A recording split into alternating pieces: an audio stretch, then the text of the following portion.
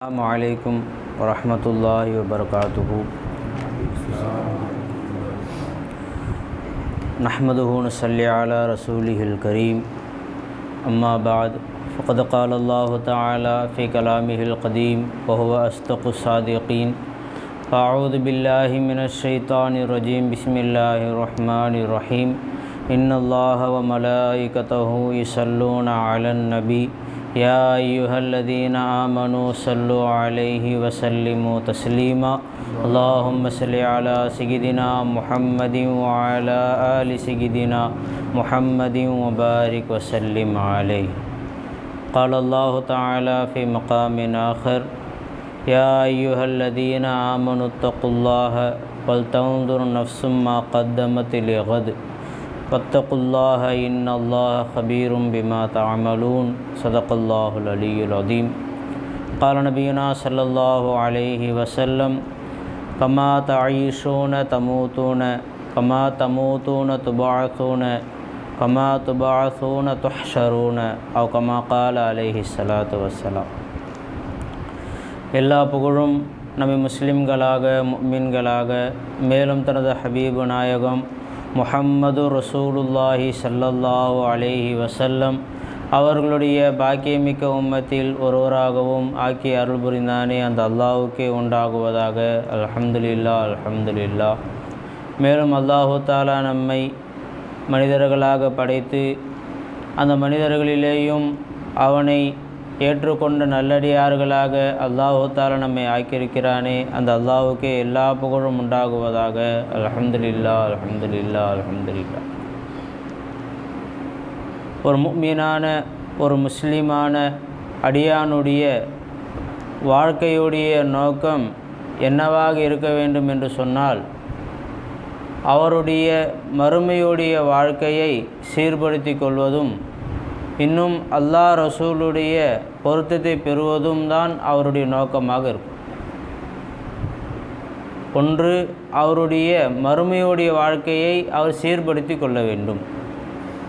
இன்னொன்று, அல்லாஹ் ரசூலுடைய பிரியத்தை அல்லாஹ் ரசூலுடைய பொருத்தத்தை அடைந்து கொள்வதற்குரிய வழிமுறைகளை ஒவ்வொரு செயலிலேயும் அவர் அறிந்து தெரிந்து செயல்படுவது ஒவ்வொரு முஸ்லிமான முஃமினான அடியானுடைய கடமையாக இருக்கும். ஏனென்று சொன்னால், அப்போ துன்யாவுடைய வாழ்க்கையை நாம் கவனிக்க தேவையில்லையா என்று ஒரு கேள்வி. எப்போ ஒரு மனிதன் அல்லாஹு தஆலாவுடைய பொருத்தத்தை தேடியவனாக ஒரு செயலை செய்ய ஆரம்பிக்கிறானோ, அந்த செயல் அவருடைய துன்யாவுடைய வாழ்க்கையை சரிப்படுத்தக்கூடிய ஒரு செயலாக தான் இருக்கும். எப்போ ஒரு செயல் அல்லாஹு தஆலாவுடைய கட்டளைக்கும் அவனுடைய பொருத்தத்துக்கும் மாற்றமான ஒரு செயலாக இருக்கிறதோ, அது துன்யாவையும் வீணாக்கக்கூடியதாக ஆகிரத்தையும் வீணாக்கக்கூடிய செயலாகத்தான் இருக்கும்.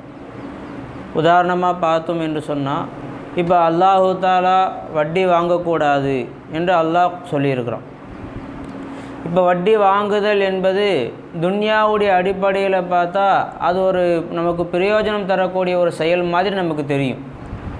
ஒரு ஆத்திர அவசரத்துக்கு யாரும் வட்டி இல்லாமல் கடன் தர மாட்டேங்கிறாங்க, அதனால் நம்ம என்ன செய்யலாம், கடன் வாங்கிக்கலாம், வட்டிக்கு கடன் வாங்கிக்கலாம்.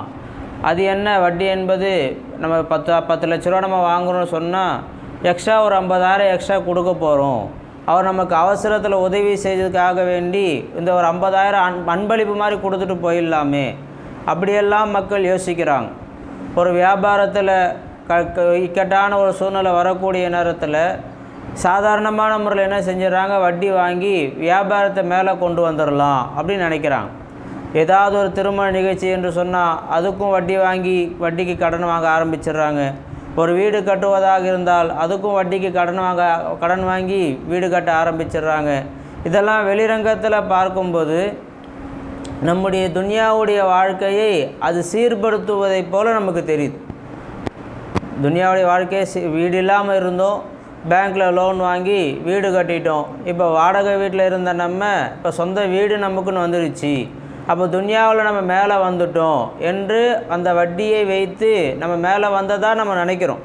ஆனால் உண்மையில் அந்த எப்போ அல்லாஹு தாலா வட்டி வாங்கக்கூடாது, யம்ஹக்குல்லாஹு ரிபா வ யுர்பி சதகாத் அல்லாஹ் குர்ஆனில் சொல்லி, வட்டியை அல்லாஹு தாலா அழித்தே தீருவான், சதகாவை அல்லாஹு தாலா வளர்த்தே தீருவான் என்று அல்லாஹ் குர்ஆனில் சொல்லியிருக்கும்போது, எப்போ அல்லாஹ் வட்டியை அழிப்பேன் என்று சொல்லிட்டானோ அது துன்யாவுடைய வாழ்க்கையில் நம்முடைய கண்ணோட்டத்தில் தான் அது உயர்வாக நமக்கு தெரியுது, அது நம்முடைய வாழ்க்கையை சீர்படுத்தியதை போல் நமக்கு தெரியுது. ஆனால் உண்மையில் அந்த வட்டிக்கு வாங்கி அந்த கடன் நம்முடைய வாழ்க்கையை அழிச்சிக்கிட்டு தான் இருக்குது. எப்படி புற்றுநோய் எப்படி வெளிரங்கத்தில் ஒரு மனுஷன் நல்லா ஆஃபியத்தாக திடகாத்திரமாக வெளிரங்கத்தில் பார்த்தா இருக்கிறாரு, ஆனால் உள்ளே புற்றுநோய் இருக்குது, அது எப்படி கொஞ்சம் கொஞ்சமாக உள்ளே இருக்கக்கூடிய சதைகளை அரிச்சிடுதோ அதே போல் ஒரு மனுஷன் நல்லா ஆரோக்கியமாக இருக்கிறாரு, அவருடைய நரம்பில் இருக்கக்கூடிய இரத்தத்தில் சிகப்பு அணுக்கள் குறைந்து வெள்ளை அணுக்கள் எப்படி அதிகமானால் எப்படி ஒரு பெரிய ஒரு ஆபத்து ஏற்படுகிறதோ. வெளிரங்கத்தில் பார்த்தா நல்லா தான் இருப்பார் மனுஷன், ஆனால் அந்தரங்கத்தில் பார்த்தா கொஞ்சம் கொஞ்சமாக அவருடைய அழிவுக்கு காரணம் உள்ளே நடந்துக்கிட்டே இருக்கு, அது அவருக்கு தெரியறதே இல்லை. கடைசியில் என்னவாகுது, மயக்கம் போட்டு கீழே விழக்கூடிய நேரத்தில் ஹாஸ்பிட்டலில் கொண்டு போய் செக்கப் பண்ணும்போது தான் தெரியுது, உங்களுடைய சிகப்பு அணுக்கள்லாம் குறைஞ்சி வெள்ளை அணுக்கள் அதிகமாகிடுச்சு, உங்களுக்கு ஹீமோகுளோபின் குறைஞ்சி போயிடுச்சு அப்படின்னு சொல்லி கவுண்டிங், அந்த பிளட்டுடைய கவுண்டிங் என்னவாகுது, உங்களுக்கு குறைஞ்சி போயிடுச்சு அப்படி சில நபர்கள் ரொம்ப ஆபத்தான நிலைக்கெல்லாம் போகக்கூடிய ஒரு சூழ்நிலை என்னவாகுது உண்டாகுது. அல்லாஹ் காப்பாற்றும். அப்போ வெளிரங்கத்தில் பார்த்தா நல்லா தான் இருக்கிறாரு, ஆனால் அவருக்கே தெரியல உள்ளே என்னவாகிட்டு இருக்கு, நமக்கு ஒரு ஆபத்து உள்ளே நடந்துக்கிட்டு இருக்கு, அப்படி அவருக்கு தெரியவே இல்லை. வெளிரங்கத்தில் நல்லா திடகாத்திரமாக தான் இருக்கிறார், உள்ளே பார்த்தா கொஞ்சம் கொஞ்சமாக அந்த புற்றுநோய் என்பது என்ன, கேன்சர் என்பது கொஞ்சம் கொஞ்சமாக அரிச்சிக்கிட்டே வருது. ஒரு மரம் பார்க்கறதுக்கு நல்லா திடகாத்திரமாக இருக்குது, வெளிரங்கத்தில் பார்த்தா நல்லா இருக்குது, ஆனால் உள்ளே பார்த்தா பல பூச்சிகள் என்ன செஞ்சிட்ருக்கு, அரிச்சிக்கிட்டு இருக்கு. தென்னை மரம் நீங்கள் பார்த்துருப்பீங்க, அதோடைய வேரில் இருந்து அதனுடைய உச்சி வரைக்கும் பார்த்தீங்கன்னு சொன்னால் பார்த்தா நல்லா இருக்கிற மாதிரி தான் தெரியும்.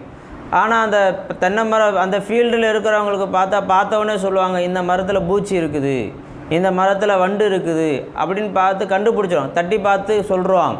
வெளிரங்கத்தில் பார்த்தா நல்லா தான் இருக்கும், தட்டுவாங்க பார்த்தா டொப்புன்னு சவுண்டு வரும், அப்போ உள்ளே ஃபுல்லாக அந்த செடி அந்த பூச்சி அரிச்சிருச்சு. அதே மாதிரி தான் வட்டிங்கிறது வெளிரங்கத்தில் நம்முடைய வாழ்க்கையை மேலே கொண்டு வருவதை போல் நமக்கு தெரிந்தாலும் நமக்கே தெரியாமல் நம்முடைய வாழ்க்கையை அது அழிச்சிக்கிட்டு தான் இருக்குது. வளைஞ்சிங்களா? அப்போ அல்லாஹு தாலா சில விஷயங்களை நமக்கு தடுத்திருக்கிறான் என்று சொன்னால் அது நம்முடைய வாழ்க்கையோடைய நல்லதுக்காக வேண்டிதான், அது நம்முடைய வாழ்க்கையை மேலே கொண்டு வருது என்று நாம் நினைத்து கொண்டு அதில் ஈடுபடுவதால் துன்யா நமக்கு வீணாகிறது, அதே நேரத்தில் ஆகிறது நமக்கு வீணாகிறது. அதே அல்லாஹு தாலா சொல்லக்கூடிய அந்த செயலின் பிறகு நம்முடைய வாழ்க்கையை நம்ம அமைத்து கொள்வோம் என்று சொன்னால் கொஞ்சம் சிரமமாக தான் இருக்கும், கொஞ்சம் சிரமமாக தான் இருக்கும். ஆனால் வெளிரங்கத்தில் சிரமமாக இருந்தாலும் அந்த ரங்கத்தில் பார்த்தா நமக்கு நிம்மதி அல்லாஹு தாலா கொடுத்துக்கிட்டே இருக்கிறான். எப்படி ஊசி போடுற மாதிரி, ஊசி போடுறது என்பது வெளிரங்கத்தில் பார்த்தா நமக்கு ஒரு ஆபத்து மாதிரி கஷ்டம் மாதிரி தெரியுது. ஒரு ஊசி எடுத்து குத்துறது சாதாரண ஒரு விஷயமா, நல்லா நிம்மதியாக இருக்கிறார் ஒரு மனுஷன், அவருக்கு ஊசி எடுத்து என்ன செய்கிறாங்க, குத்துறாங்க. வளைஞ்சிங்களா? ஒருத்தருக்கு ஏதாவது டைஃபாய்டு காய்ச்சல் வந்துடுச்சுன்னு சொன்னால் அவர் குளுக்கோஸ் ஏற்றுறாங்க, அவருக்கு மருந்து மாத்திரைகள் என்ன செய்கிறாங்க, ஊசியாக போட்டு என்ன செய்கிறாங்க, ஏற்றிக்கிட்டே இருக்கிறாங்க. வெளிரங்கத்தில் பார்த்தா அவர் உடம்பு சரியான மாதிரியே தெரியலையே, 10 நாள் ஆகுது, 15 நாள் ஆகுது, ஆனால் இத்தனை நாளாக ஊசி போட்டுக்கிட்டு தான் இருக்கிறாங்க, ஆனால் எந்த ஒரு மாற்றமும் அந்த மாதிரி தெரியலையே அப்படி நம்ம டாக்டர்கிட்ட போய் கேட்டால் டாக்டர் சொல்லுவார், வெளிரங்கத்தில் எதுவுமே இப்போதைக்கு தெரியாது, ஆனால் போடக்கூடிய மருந்தெல்லாம் உள்ளே என்ன செஞ்சுக்கிட்டு இருக்கு, மாற்றத்தை உண்டாக்கிக்கிட்டு தான் இருக்குது. உள்ளே நிம்மதி என்ன செய்யுது, எது எல்லாம் வைரஸாக இருக்கிறதோ அந்த வைரஸுகளை என்ன செஞ்சுக்கிட்டு இருக்குது, நாங்கள் போடக்கூடிய அந்த மருந்து உள்ளே போய் அழிச்சிக்கிட்டு தான் இருக்குது. உங்களுக்கு வெளியே சரியாகாத மாதிரி தெரிந்தாலும் ஒரு குறிப்பிட்ட நேரம் வந்த பிறகு அந்த உள்ளே ஏற்பட்ட அந்த வைரஸுடைய அழிவுடைய அந்த பலாப்பலை நீங்கள் வெளியே பார்ப்பீங்க, உங்கள் உடம்பு என்னவாயிடும், ராகத்தாயிடும். அப்போ அல்லாஹு தாலாவுடைய சில கட்டளைகள் நம்ம எடுத்து நடக்கக்கூடிய நேரத்தில் சில கவலைகள் சில கஷ்டங்கள் வரதான் செய்யும். ஆனால் அந்த கஷ்டம் என்பது நம்முடைய ராகத்தான வாழ்க்கைக்குரிய அடித்தளம் தான். அது ரசூலுல்லாஹி ஸல்லல்லாஹு அலைஹி வஸல்லம் அவங்க சொன்னாங்க, எப்படி நாம் வாழ்கிறோமோ அப்படி தான் நம்முடைய ஒவ்வொரு செயல்பாடுகளையும் அல்லாஹு தாலா அப்படி தான் நமக்கு என்ன செய்கிறோம், நிர்ணயித்து கொடுக்குறோம். ஸல்லல்லாஹு அலைஹி வஸல்லம் அவங்க சொன்னாங்க, கமா தஈஷூன தமூத்தூன, நீங்கள் எப்படி வாழ்கிறீர்களோ அப்படி தான் மௌத்தாகுவீங்க. எப்படி நம்ம வாழ்கிறோமோ அப்படி தான் நம்ம என்ன செய்வோம், அல்லாஹு தாலாவிடத்தில் போய் சேரும். மௌத்து அப்படி தான் நமக்கு வந்து சேரும். அல்லாஹுக்கு அது என்ன மௌத்துனா என்ன, மௌத்தாகுது, எல்லாமே மௌத்தாக தானே செய்கிறாங்க. எல்லாத்துக்கும் ரூஹ் என்ன அது உடம்புலேருந்து பிரிஞ்சு போகுது, எல்லோரும் மௌத்தாகிறாங்க, எல்லாம் மௌத்தாக அப்படி தானே அர்த்தம். அப்படி ஸல்லல்லாஹு அலைஹி வஸல்லம் அவங்க சொல்லலை.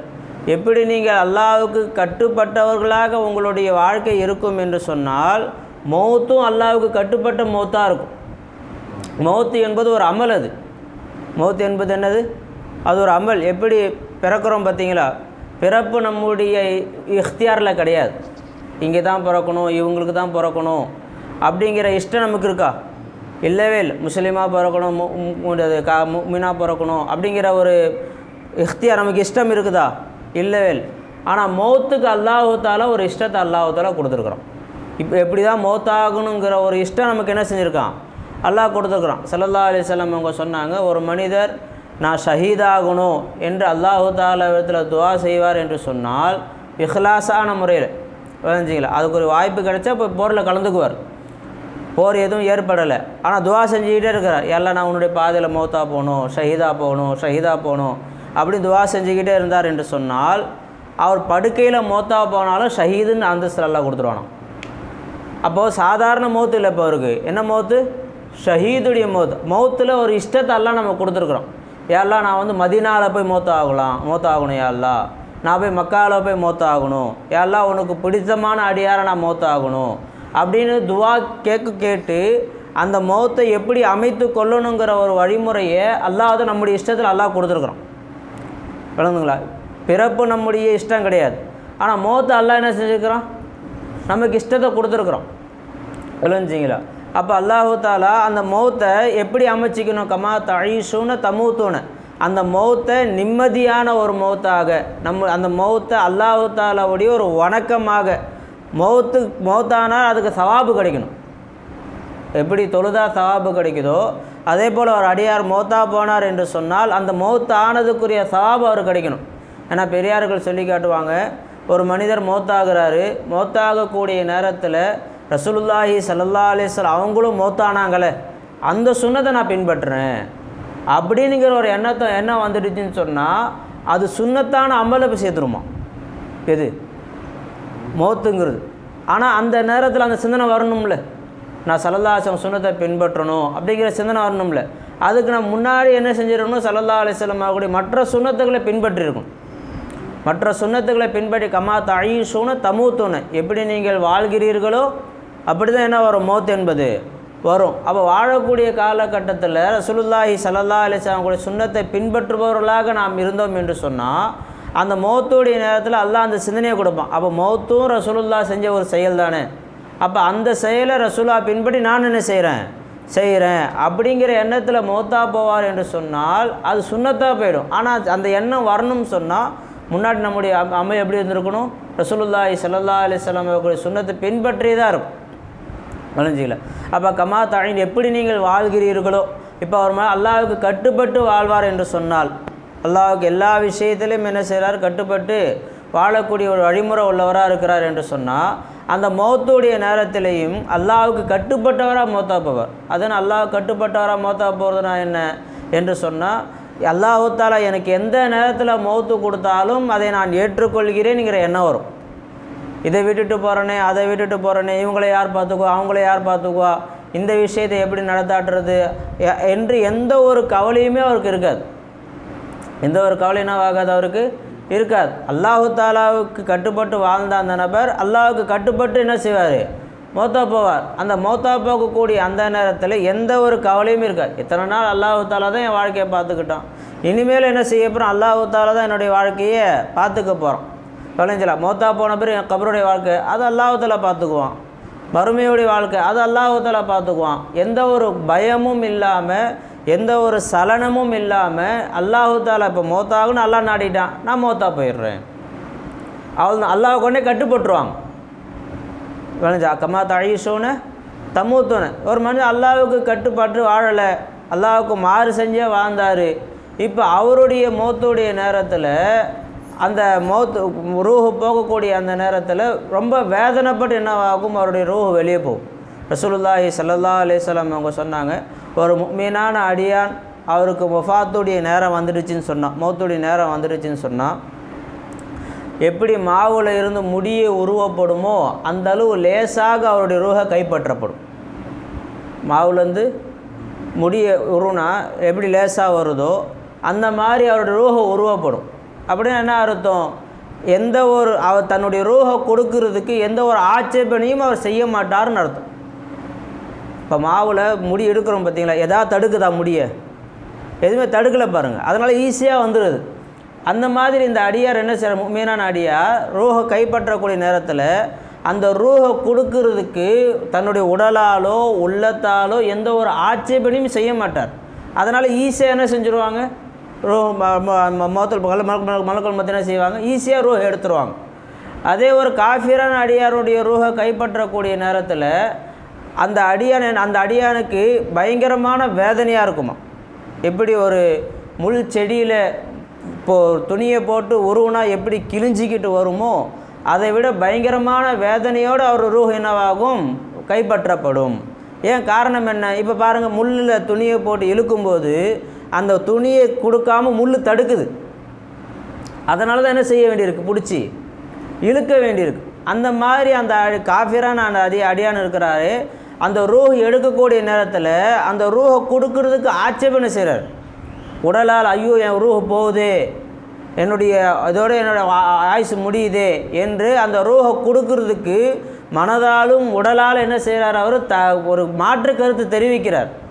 கொடுக்க மாட்டேங்கிறார் அவர். விளைஞ்சல ஆசை இல்லை ஆசை இல்லைன்னு சொன்னாலே கொடுக்க மாட்டாங்கல்ல. அந்த ரூஹை கொடுக்க அந்த ஆட்சேபனை செய்கிற காரணத்தினால மலக்குல் மௌத் என்ன செய்கிறாங்க, அவரை கடினமாக பிடிச்சி உருவுறாங்க. அதனால தான் அந்த பயங்கரமான வேதனை யார் அனுபவிக்கிறா, காஃபிரான அடியார்கள் அனுபவிக்கிறாங்க. அப்போ அல்லாஹ்வுக்கு கட்டுப்பட்டு விட்டோம் என்று சொன்னால் எப்படி துன்யாவில் எதை கேட்டாலும் கொடுப்பதற்கு ஒரு மனசு வருதோ அதே போல் ரூஹை கொடுக்கறதுக்கும் ஆசை வந்துடும். வளைஞ்சிங்களா, ஸல்லல்லாஹு சொன்னாங்கல்ல,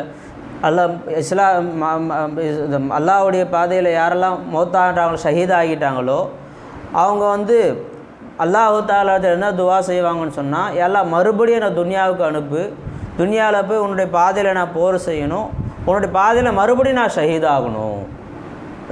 இது எப்படி வெளிரங்கத்தில் யோசிச்சு பாருங்களேன்.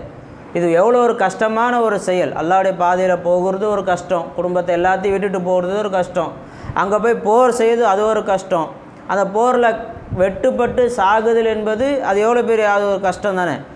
அந்த கஷ்டத்தை யாராவது கேட்பாங்களா? கஷ்டமாக இருந்தால் கேட்போமா? கேட்க மாட்டோம்ல. அப்போது அது ஒரு இன்பமாக இருக்குது. அல்லாஹ்வுடைய பாதையில் போய் தன்னுடைய ரூஹை அவங்க கொடுத்தாங்க பார்த்தீங்களா, அது அல்லாஹ்வுக்கு கட்டுப்பட்டு கொடுத்ததால் அது ஒரு இன்பமான ஒரு செயலாக போயிடுச்சு. அந்த இன்பத்தை மறுபடியும் என்ன செய்கிறாங்க, அந்த சஹாபாக்கள் அல்லாஹு தஆலா இடத்துல கேட்பாங்க என்று ஸல்லல்லாஹு அலைஹி வஸல்லம் என்ன செய்கிறாங்க சொல்கிறாங்க. 100 தடவை அல்லாஹ் அனுப்பினாலும் 100 தடவையும் ஷஹீதானவர்களுடைய எண்ணம் என்னவாக இருக்கும், மறுபடியும் நான் ஷஹீதாகணும் அப்படிங்கிற எண்ணமாக தான் இருக்கும். விளைஞ்சிங்களா?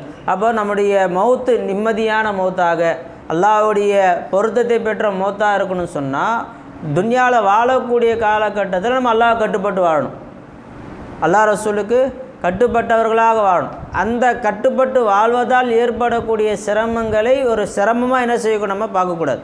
தொழுகை என்பது சிரமம்தான். தொழுகை என்பது யாரும் ஈஸின்னு சொல்லலை. ஸல்லல்லாஹு அலைஹி வஸல்லம் அவங்களும் சிரமப்பட்டு தான் என்ன செஞ்சாங்க, சில நேரங்களில் தொழுகைக்கு வந்தாங்க. தங்களுடைய இறுதி காலகட்டத்தில் தொழுகைக்கு வந்தாங்க. 2 சஹாபாக்களுடைய தோளில் கையை போட்டு சிரமமாக தான் வந்தாங்க. அணிஞ்சிலா தொழுகைக்கு வருதல் அந்த செயல்பாடுகள் எல்லாம் சிரமம்தான். ஆனால் எப்போ அது அல்லாஹ்வுடைய கட்டளை என்று நம்ம உணர ஆரம்பிச்சிட்டோமோ அப்போ அது இன்பமாக மாறிடும். அப்போ என்னவா மாறிடும், அது இன்பமாக மாறிடும். மௌத்துங்கிறது சிரமம் தானே. அது எப்போ அல்லாஹ் கட்டுப்பட்டதாக ஆகிறதோ, எப்படி இன்பமாக ஆகிறதோ அதே போல் அல்லாஹ்வுக்கு கட்டுப்படுதல் என்பது சிரமமாக தான் இருக்கும். நீங்கள் சொல்லிடுறீங்க, சாதாரணமாக சொல்லிடுறீங்க, ஒரு வியாபாரம் கடைசி எண்டிங்கில் நிற்கிது, இப்போ வட்டி வாங்கக்கூடாது நீங்கள் சொல்கிறீங்களே, இப்போ நாங்கள் என்ன செய்கிறது அப்படி சொன்னால் எது அல்லாஹ் தஆலா சொல்லியிருக்கிறானோ அந்த முறையில் நீங்கள் செஞ்சு பார்த்தா தான் என்ன செய்ய முடியும், அதோடைய அனுபவம் நமக்கு தெரியும். வட்டி வாங்கினா வாழ்க்கைக்கு முன்னோக்கு வரலாம் ஒரு ஐடியா நீங்கள் சொல்கிறீங்க, அல்லாஹ் தஆலா வட்டி வாங்காதீங்க உங்களுடைய வாழ்க்கை கீழே போய்டும் அல்லாஹ் சொல்கிறான். 2 பேரில் யார் அறிவாளி? அல்லாஹ்வை விட நமக்கு அறிவு அதிகமாகிடுச்சா? இல்லவே இல்லை. சரி, அல்லாஹ் சொல்கிறானே என்பதற்காக வேண்டியா செஞ்சு பாருங்கள். ஹலாலான முறையில் என்ன செய்யுங்க, அந்த வியாபாரம் வேறு வியாபாரம் செஞ்சு பாருங்கள். நீங்கள் அல்லாஹ்வுக்கு கட்டுப்பட்டீங்க என்பதற்காக வேண்டி உங்களோட வாழ்க்கையை மேலே கொண்டு வரும் அல்லாஹ் தாலா. அல்லாஹ் கட்டுப்பட்டீங்க என்பதற்காக வேண்டி என்ன செய்யும் அல்லாஹ் தாலா உங்கள் வாழ்க்கையை மேலே கொண்டு வரும். அந்த சிரமத்தை சிரமமாக அல்லாஹ் தாலா காட்ட மாட்டான். சிரமத்தை சிரமமாக காட்ட மாட்டான். எல்லா வணக்க வழிபாடுகளும் சிரமந்தான். எப்போது நாம் அல்லாஹ்வுக்கு வணங்குறோம் அப்படிங்கிற எண்ணத்தோடு செஞ்சால் விளைஞ்சிங்களா. இஸ்லாத்துடைய ஒவ்வொரு செயல்பாடுகளும் சிரமந்தான்.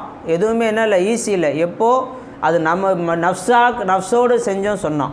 இது அல்லாஹ்வுக்காக வேண்டி நான் செய்கிறேன், அல்லாஹு தாலாவுடைய கட்டளைக்கு அடிபணிவதற்காக வேண்டி நான் செய்கிறேன் என்ற எண்ணத்தில் நாம் செஞ்சோம் என்று சொன்னால் அது எல்லாத்தையுமே அல்லாஹு தாலா என்ன செய்கிறான், லேசாக்கிறோம். அதனுடைய கஷ்டத்தை அல்லாஹு தாலா என்ன செய்யறதெல்லாம் காட்டுறதில்லை. அந்த சூழ்நிலைகளையும் என்ன செய்கிறான் அல்லாஹு தாலா அமைச்சு தந்துடும். விளைஞ்சிங்களா. அப்போ கமா தஈஷூன தமூத்தூன கமா தமூத்தூன துபாசூன, நீங்கள் எப்படி மௌத்தாகிறீர்களோ அப்படி தான் கியாமத்தினால எழுப்பப்படுவீர்கள். அப்போ அல்லாஹ் கட்டுப்பட்டவராக வாழ்ந்தால் அல்லாஹ் கட்டுப்பட்டவராக மௌத்தாகலாம். அல்லாஹ் கட்டுப்பட்டவராக மௌத்தானா கியாமத்தினால அல்லாஹுக்கு கட்டுப்பட்டவராகவே நம்ம எழுந்திரிக்கலாம். அப்படி என்ன செய்வோம், அல்லாஹ்வுத்தாலா நம்மை எழுப்புவோம். அது நான் கியாமத்தினால அல்லாஹ் கட்டுப்பட்டவர்களாக வர்றதுனா என்ன அர்த்தம் என்று சொன்னால், சில அடியார்களுக்கு சிபாரிசு செய்யக்கூடியவர்களாக அல்லாஹ் நம்மளை ஆக்கிடுவோம். சில அடியார்களுக்கு சிபாரிசு செய்யக்கூடிய ஒரு வாய்ப்பு என்ன செய்யும் அல்லாஹ்வுத்தாலா நமக்கு உண்டாக்கி தருவோம். ஏன்னா நம்ம அல்லாஹ்வுக்கு நம்ம கட்டுப்பட்டோம்ல, அந்த கட்டுப்பட்டதுடைய ஒரு கூலி கூலி அல்லாஹ் என்ன நமக்கு தரான். சில அடியார் நீங்கள் என்ன செய்யுங்க, சிபாரிசு செய்யுங்க. விளைஞ்சிங்களா. இப்போ உதாரணமாக சொன்ன போனால், இப்போ ஆலிம்கள் இருக்காங்கல்ல, ஆலிம்கள் எத்தனை பேருக்கு சிபாரிசு செய்யலாம், 40 பேருக்கு என்ன செய்யலாம், நரகம் வாஜிப் என்று சொல்லப்பட்ட 40 பேர்களுக்கு என்ன செய்யலாம், அவங்க சிபாரிசு செய்யலாம். எல்லா ஆலிம்களும் செய்யலாமா, ஓதி முடித்து பட்டம் வாங்கிட்டு விளைஞ்சிக்கலாம். அதுக்கப்புறம் தீனுடைய எந்த ஒரு சேவையும் செய்யலை, எந்த ஒரு அந்த கற்ற கல்வியின்படி அமல் செய்யவே இல்லை, பட்டம் வாங்கினதோடு சரி. அதுக்கப்புறம் என்ன செய்யலை, கற்ற கல்விப்படி எந்த தொழுகலை, நோன்பு வைக்கலை, இஸ்லாத்துடைய கடமைகள் எதுவுமே செய்யலை. இந்த ஆலிம் நான் கியாமத்து நாளில் நான் பட்டம் வாங்கினேன், 7 வருஷம் ஓதி பட்டம் வாங்கிட்டேன், நானும் ஒரு ஆலிமு, 40 பேருக்கு நான் சிபாரிசு செய்கிறேன்னு சொன்னால் அல்லாஹ் ஏற்றுக்குவானா? ஏன் நீயே முதல்ல கட்டுப்படலை, கற்ற கல்வியின்படி நீ என்ன செய்யலை, கட்டுப்பட்டு வாழலையே, நீ எப்படி சிபாரிசு செய்ய முடியும்?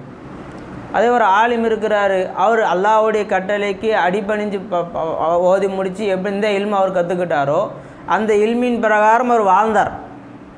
தொழுகை எல்லா விஷயத்துலையுமே என்ன பேணுதலாக இருந்தார். இப்போ அவர் கியாமத்து நாளில் போகக்கூடிய நேரத்தில் நீ எனக்கு கட்டுப்பட்டு வாழ்ந்தல்லப்பா, அதுக்கு உனக்கு நான் ஒரு கூலி தரேன், நீ என்ன செய், 40 பேருக்கு நீ சிபாரிசு செய். ஒரு ஹாஃபிஸ் இருக்கிறார், அவர் 10 பேருக்கு என்ன செய்கிறார், சிபாரிசு செய்யலாம். ஹாஃபிஸ் ஓதுனதோடு சரி, அதுக்கப்புறம் பாடம் பார்க்குறதுல ஒன்றும் செய்யறதில்ல, சுத்தமாக மறந்துட்டார். கியாமத்து நாளில் போய் சுத்தமாக பாடம் மறந்துட்டார் சொன்னால் அவர் எப்படி ஹாஃபிஸாக இருக்க முடியும்? அவர் தண்டனை தானே இருக்குது. குரானை யார் ஓதி மறந்துட்டாங்களோ அவங்களுக்கு என்ன இருக்குது, குஷ்டரோயால் எழுப்பப்படும் சொல்லி ஹதீஸில் வருதில்லை. இப்போ அவர் நான் துனியாவில் ஹாஃபிஸாக தானே, எங்கே நீ தான் மறந்துட்டியப்பா, நீ தான் மறந்துட்டியே, உன்னை எப்படிங்க நான் ஹாஃபிஸ் சொல்ல முடியும்? அப்போது நீ எப்படி சிபாரிசு செய்ய முடியும்? அப்போ துனியாவில் ஹாஃபிஸாக இருக்குது, ஹாஃபிஸ்னா என்ன, ஃபுல்லாக அந்த குரான் எப்பவுமே என்ன இருக்கணும், அவருக்கு மனப்பாடமாக இருந்துக்கிட்டே இருக்கணும். இப்போ ஓத சொன்னாலும் என்ன செய்யணும், அதை ஓதக்கூடியதாக இருக்கணும். விளைஞ்சிங்களா. அதை பாடம் பார்த்தா டக்குன்னு என்ன செய்யணும், அதை ஓதக்கூடிய ஒரு தன்மை உள்ளவராக என்ன செய்யணும், அவர் இருக்கணும்.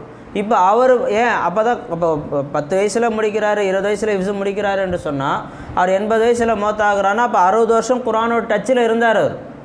அப்படி இருந்தால் தான் அந்த குரான் என்ன ஆகாது, அவருக்கு மறக்காமல் இருக்கும். அப்போ அல்லாஹ் கட்டுப்பட்டார்ல, குரான் ஓதக்கூடிய தன்மையில் என்ன செஞ்சிட்டார், அல்லாஹ்வுக்கு கட்டுப்பட்டார். இப்போ இவர் கியாமத்து நாளில் போகக்கூடிய நேரத்தில் 10 பேர் சிபாரிசு செய்யுங்க அப்படி அல்லாஹ் தஆலா என்ன செய்வான், அவருக்கு ஒரு சிறப்பு அல்லாஹ் தஆலா கொடுக்குறான். இதே போய் சில அடியார்களுக்கு என்ன செய்யணும், அல்லாஹ் தஆலா கொடுக்க. தொடர்ந்து தொழுகையாளிகளாக இருந்தாங்க பார்த்தீங்களா, அந்த தொழுகையாளிகளுக்கு சிபாரிசு செய்யக்கூடிய ஒரு வாய்ப்பு அல்லாஹ் தஆலா கொடுப்பான்.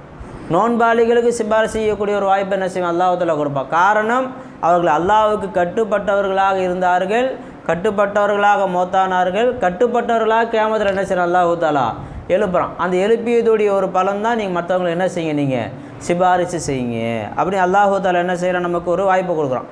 அதே போல் கமா துபாசூன துஹ்ஷருன, எப்படி நீங்கள் கியாமத்தினால எழுப்பப்பட்டீர்களோ அப்படி தான் நீங்கள் மஹ்ஷரிலையும் நடத்தாட்டப்படுவீர்கள்.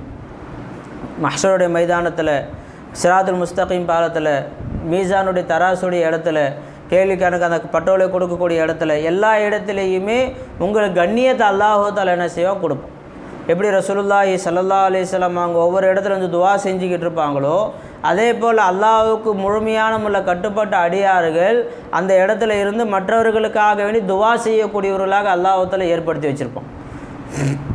தன்னுடைய குடும்பத்துக்காக வேண்டி, தன்னுடைய நண்பர்களுக்காக, எல்லாத்துக்காக என்ன செய்வாங்க, அவங்க துவா செய்யக்கூடியவர்களாக அவங்க இருப்பாங்க. விளைஞ்சிங்களா? அப்போது துன்யாவுடைய வாழ்க்கையில் நம்ம எப்படி நம்முடைய வாழ்க்கையை நம்ம அமைத்து கொள்கிறோமோ அப்படி தான் நம்முடைய மௌத் என்னவாகவும் இருக்கும். ரசூலுல்லாஹி ஸல்லல்லாஹு அலைஹி வஸல்லம் அவங்க ஒரு ஜனாஸாவை அடக்கம் பண்ணிவிட்டு அங்கே உட்காந்து சொல்கிறாங்க, ஸல்லல்லாஹு அலைஹி சொல்கிறாங்க, ஒரு முஃமினான அடியான் மௌத்தாகுவார் என்று சொன்னால், ஒரு முஃமினான அடியார் மௌத்தாகுவார் என்று சொன்னால், அவரை அடக்கம் செய்வதற்காக வேண்டி கொண்டு போகக்கூடிய நேரத்தில் அந்த கபூர் சொல்லும் அவரை பார்த்து, துன்யாவில் வாழக்கூடிய மனிதர்களே நீ தான் எனக்கு ரொம்ப பிடிச்ச மனிதராக நீ தான் இருந்த. யாரை பார்த்து சொல்லும்? முஃமினான அடியாரை பார்த்து சொல்லும். முஃமினான அடியார்னா பொதுவாக உள்ள முஃமினான அடியார் இல்லை, அல்லாஹ்வுக்கு அல்லாஹ்வுடைய ஏவல் விளக்கல்களை கட்டுப்பட்டு வாழ்ந்த முஃமினான அடியார் நினைச்சிடா. ஏன்னா அவர் அல்லாஹ்வுக்கு கட்டுப்பட அவர் மேலே ரஹமத் இறங்கிக்கிட்டே இருக்கும். அந்த ரஹமத் ஒட்டுமொத்த துன்யாவுக்கு இறங்கும். விளைஞ்சிங்களா? அப்போ அந்த ரஹமத்து கபூருக்கும் கிடைச்சதா அந்த கபூர் சொல்லுமா, துன்யாவில் வாழக்கூடிய மனிதர்களை நீ எனக்கு ரொம்ப பிடிச்சமான நபராக இருந்த, இப்போ என்கிட்ட நீ ஒப்படைக்கப்பட்டிருக்க, உன்னை நான் எந்த அளவுக்கு கவனிக்கிறேன் அப்படின்னு பாருன்னு சொல்லிவிட்டு கண்ணுக்கு எட்டிய தூரம் அந்த கபூர் விசாலமாயிடும். அதுக்கப்புறம் சொர்க்கத்துடைய ஒரு வாசலை திறந்து அவருக்கு சொர்க்கத்துடைய உணவுகள், சொர்க்கத்துடைய வாடைகள், வாசனைகள் எல்லாம் என்ன செஞ்சிகிட்ருக்கோ அவருக்கு வந்துக்கிட்டு இருக்கும். விளைஞ்சிங்களா? அதே போல் ஒரு காஃபிரான அடியார் மௌத்தாயிட்டார் என்று சொன்னான், காஃபிரான அடியார் மௌத்தாயிட்டார் என்று சொன்னால் அந்த நபரை அடக்கம் செய்வதற்காக வேண்டி போகக்கூடிய நேரத்தில் அந்த கபூர் சொல்லுமா, துன்யாவில் வாழக்கூடிய மனிதர்கள் எனக்கு நீ தான் ரொம்ப பிடிக்காத நபராக இருந்த, ரொம்ப கோபமான மனிதராக இருந்த. காரணம் என்ன? அவன் செய்யக்கூடிய எல்லா செயலும் அல்லாஹ்வுக்கு பிடிக்காத செயலாக செஞ்சார். அதனால் அவன் மேல் லானத்தை இறங்கிச்சு, அல்லாஹ்வுடைய சாபம் இறங்கிச்சு. அந்த சாபம் அவன் மேலே மட்டும் இல்லாமல் ஒட்டுமொத்த துன்யாவின் மேலே இறங்கிச்சு. அந்த கபூர் மேலேயும் எது இறங்கியிருக்கு? அவன் செஞ்ச அந்த தீய செயல்களுடைய அந்த சாபம் அந்த கபூர் மேலே இறங்கினதால் இந்த சாபம் இறங்குறதுக்கு காரணம் நீ தானே, அதனால் உன் மேலே ரொம்ப கோபமானவனாக நான் இருக்கிறேன். இன்றைக்கி என்கிட்ட நீ என்ன செய்யப்பட்டிருக்க, ஒப்படைக்கப்பட்டிருக்க, உன்னை நான் எப்படி கவனிக்கிறேன் பாரு என்று அந்த கபூர் அந்த மனிதனை போட்டு நெருக்குமா. ஸல்லல்லாஹு அலைஹி வஸல்லம் சொன்னாங்க, 2 விரலை இப்படி வச்சு சொன்னாங்க, அவர் 2 நெஞ்சு எலும்புகளும் இப்படி ஆகிடுமா. இப்படி ஆகக்கூடிய அளவுக்கு கபூர் அவர் என்ன செய்யும், நெருக்கும். அதுக்கப்புறம் நரகத்துடைய வாசல்கள் திறக்கப்பட்டு நரகத்திலேருந்து தீய வாடைகளும் நரகத்துடைய நெருப்பு ஜுவாலைகளும் அவர் மேலே கியாமத்து நாள் வரைக்கும் வீசிக்கிட்டே இருக்கும் என்று ரசூலுல்லாஹி ஸல்லல்லாஹு அலைஹி வஸல்லம் அவங்க சொன்னாங்க. அப்போ துன்யாவில் நாம் செய்யக்கூடிய செயல்பாடுகள் கபூர் வரைக்கும் வந்து என்னவாகுது, நம்முடைய பாதிப்பை உண்டாக்குது என்று சொன்னால் துன்யாவில் பாதிப்பு உண்டாக்காதான். ஒரு மேலே ஃபஜ்ர் தொழுகிறாரு, அவர் மேலே இறங்கக்கூடிய ரஹமத்து துன்யாவுடைய வாழ்க்கையை என்ன செஞ்சிடும், அவர் ராகத்தாக மாற்றிடும். ஃபஜ்ர் தொழுகாமல் தூங்குறாரு, அவர் மேலே இறங்கக்கூடிய லானத்து அவருக்கு மட்டும் இல்லாமல் அவரை சார்ந்த எல்லாத்துக்குமே சேர்ந்து முசீபத்தாக மாறிடுது. அஞ்சில் ஒரு 10 ரூபாயத்தை சதகா கொடுக்குறாரு, அதோடைய ரஹமத்தை அவரும் அடைஞ்சிக்கிறார், அவருடைய சார்ந்தவர்களும் அடைஞ்சிக்கிறாங்க. கொடுக்க வேண்டிய வாய்ப்பு இருந்தும் கொடுக்காம தடுத்துக்கிறார் என்று சொன்னால் அதனால் வரக்கூடிய முசீபத்தை என்ன செய்கிறாரு, அவரும் அடைஞ்சிக்கிறார், சார்ந்தவர்கள் என்ன செய்கிறாங்க, அடைஞ்சிக்கிறாங்க. விளைஞ்சிங்களா? அப்போ நம்முடைய வாழ்க்கையை அல்லாஹ்வுக்கு கட்டுப்பட்ட வாழ்க்கையாக நாம் அமைத்து கொள்வோம் என்று சொன்னால் துன்யாவை நமக்கு ராகத்தாக மாறிடும், நம்முடைய எல்லா விதமான செயல்பாடுகள் நமக்கு நிம்மதி அளிக்கக்கூடியதாக மாறக்கூடிய ஒரு வாய்ப்பை அல்லாஹ் தஆலா வச்சிருக்கிறான். அல்லாஹ் தஆலா ஒவ்வொரு செயலையும் சீர்படுத்தி கொள்ளக்கூடிய ஒரு வாய்ப்பை அல்லாஹ் நமக்கு ஏற்படுத்தி தந்தல் புரிவானாக. வாஹிரு தாவானா அனில் அல்ஹம்துலில்லாஹி ரப்பில் ஆலமீன். அஸ்ஸலாமு அலைக்கும் வரஹ்மத்துல்லாஹி வபரகாத்துஹு.